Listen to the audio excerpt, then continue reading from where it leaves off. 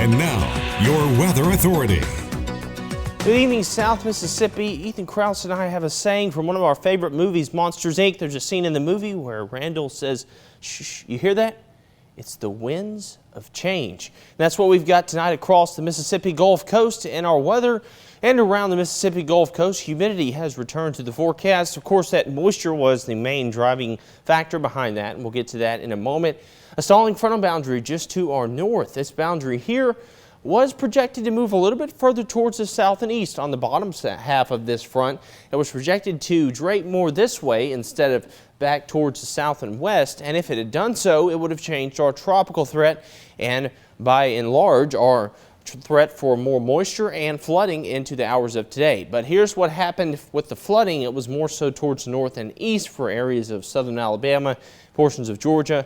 As for tomorrow, we'll see that flood threat continue thanks to that boundary and surging moisture for portions of the East Coast as well. We're still seeing that moisture surge, but luckily the dynamics of the forecast not in favor of showers and thunderstorms on a widespread scale, but more so what we're seeing tonight.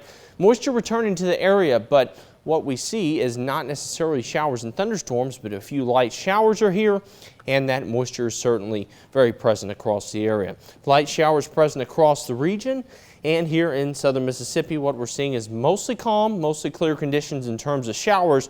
Cloud covers here, but the light moisture in the area has translated to a few light showers. Here's a look at Pascagoula.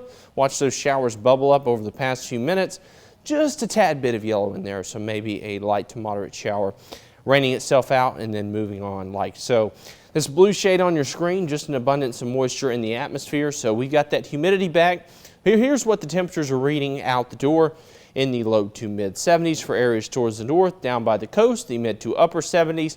Everybody in the 70s right now, and overnight, here's what your forecast looks like. It's going to be in the low to mid 70s for lows. Some areas even getting into the upper 60s. Regardless, those clouds are still here. It will be warm through the evening with a lighter wind out of the east-northeast from about 2 to 3 miles per hour to about 6 to 7 throughout the evening. Pretty variable. 7-day forecast looks like this after these temperatures pop up. Take a look at the temperatures now compared to the lows on your 7-day forecast. Not much in terms of changes until we get into next week.